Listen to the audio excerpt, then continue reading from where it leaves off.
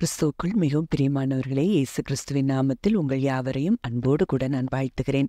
இந்த நாளிலும் தேவன் நம்மோடு கூட இடைப்பட விரும்புகிற ஒரு வார்த்தை சங்கீதம் 34 அதிகாரம் 5 அவர்கள் அவரை நோக்கி பார்த்து பிரகாசமடைந்தார்கள், அவர்கள் முகங்கள் வெட்கப்படவில்லை. ஆம், இந்த வார்த்தையின் மூலம் தேவன் நம் ஒவ்வொருவரோடும் கூட இன்றைக்கு இடைப்படுகிறார்.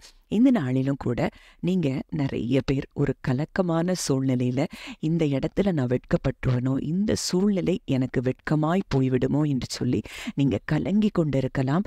இந்த சூழ்நிலையிலிருந்து நான் வெட்கமடையாம நான் எப்படி வெளியே வருவேன்னு சொல்லி நீங்க யோசித்து கொண்டிருக்கலாம். ஆனால் இன்றைக்கு கர்த்தர் உங்களுக்கு ஒரு வாக்குத்தத்தத்தை கொடுக்கிறார். அவரை நோக்கி பார்க்கிற உங்களுடைய ஒவ்வொருவருடைய முகங்களையும் அவர் பிரகாசமடைய பண்ணுகிறாராம். உங்கள் முகங்கள் ஒரு காலும் வெட்கப்பட்டு போவதில்லையாம். இதை குறித்து நான் தியானித்து கொண்டிருக்கும் போது தேவன் எனக்கு ஒரு வார்த்தையை காண்பித்தார். என்னாகமம் 21 அதிகாரம் 8 அப்பொழுது கர்த்தர் மோசேயை நோக்கி, நீ ஒரு கொள்ளிவாய் சர்ப்பத்தின் உருவத்தை செய்து அதை ஒரு கம்பத்தின் மேல் தூக்கி வை. கடிக்கப்பட்டவன் எவனோ அவன் அதை நோக்கி பார்த்தால் பிழைப்பான் என்றார். ஆமா, இந்த சம்பவம் இந்த சூழ்நிலையில சொல்லப்பட்டதுங்கிறது நமக்கு நன்றாக தெரியும்.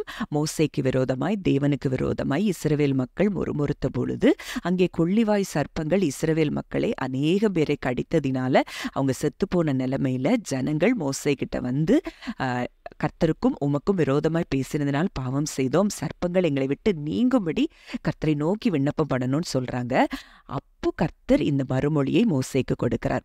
அப்போ ஒன்று நன்றாக நம்ம தியானித்து பார்த்தா, ஒரு கொள்ளிவாய் சர்ப்பத்தின் உருவத்தை, ஒரு வெண்கல சர்ப்பத்தை உண்டாக்கி அதை ஒரு கம்பத்து மேல தூக்கி வைத்து அதை நோக்கி பார்க்கும்போது அந்த மக்களுடைய சரீரத்துல இருந்த விஷம் மறைந்து போகிறதாம்.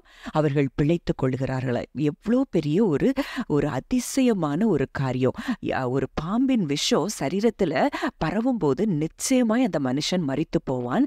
ஆனா அந்த வெண்கல சர்ப்பத்தை நோக்கி பார்த்த மனிதர்கள் பிழைக்கிறார்களாம். அந்த விஷம் அப்படியே அவர்கள் சரீரத்திலிருந்து மறைந்து போகிறதாம். இன்றைக்கும் தேவன் இந்த வார்த்தையின் மூலம்தான் நம்மோடு கூட இடைப்படுகிறார்.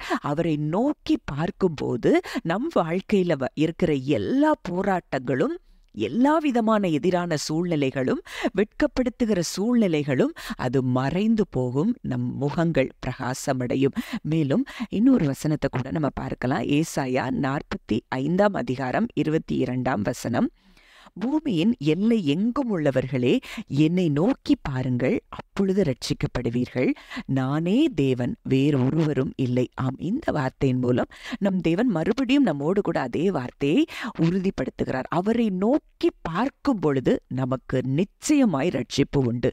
ரட்சிப்புங்கிறது வெறும் ஆத்தும ரட்சிப்பு மாத்திரம் அதுல அடங்கி இருக்கல. ஒரு முழுமையான ஒரு வாழ்க்கையை தேவன் அந்த ரட்சிப்புக்குள்ள வைத்திருக்கிறார். வியாதியிலிருந்து ரட்சிப்பு, பொருளாதார போராட்டங்களிலிருந்து நமக்கு ரட்சிப்பு, ஒரு முழுமையான ஆசீர்வாதமான, சுகமான, சந்தோஷமான, ஆவிக்குரிய, பூமிக்குரிய எல்லா ஆசீர்வாதங்களும் நிறைந்த ஒரு வாழ்க்கை தான் அந்த ரட்சிப்புங்கிற வார்த்தைக்குள்ளே அடங்கி இருக்கிறது. இன்றைக்கு அவரை நோக்கி பார்க்கிற நமக்கு அப்படிப்பட்ட அற்புதத்தை இன்றைக்கு தேவன் நமக்கு செய்கிறார். ஜெபிக்கலாம். அன்பின் பரலோக தகப்பனே, நன்றியோடு உம்மை துதிக்கிறோம், ஸ்தோத்தரிக்கிறோம். அப்பா, இன்றைக்கும் நாங்கள் உம்மை நோக்கி பார்க்கிறோம் சுவாமி. உம்மை நோக்கி பார்த்த ஜனங்கள் ஒரு நாளும் வெட்கப்பட்டு போனதில்லை தகப்பனே.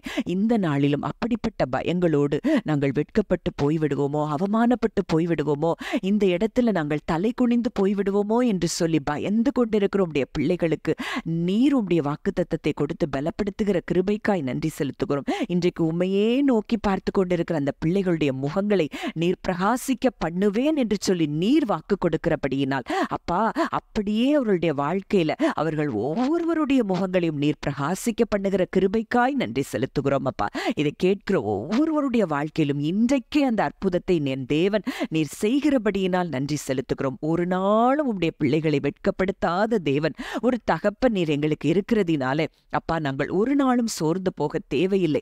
அப்பா, இன்றைக்கும் நீ சோர்ந்து போகிற ஒவ்வொருவருக்கும் பலன் கொடுத்து சத்துவத்தை பெருகச் செய்கிறபடியினால் நன்றி செலுத்துகிறோம். துதி கன மகிமை யாவையும் இயேசு ஒருவருக்கே செலுத்துகிறோம். கர்த்தரும் மீட்பரும் ஆகிய இயேசுவின் மூலம் கேட்கிறோம், ஜீவனுள்ள நல்ல பிதாவே, ஆமென்.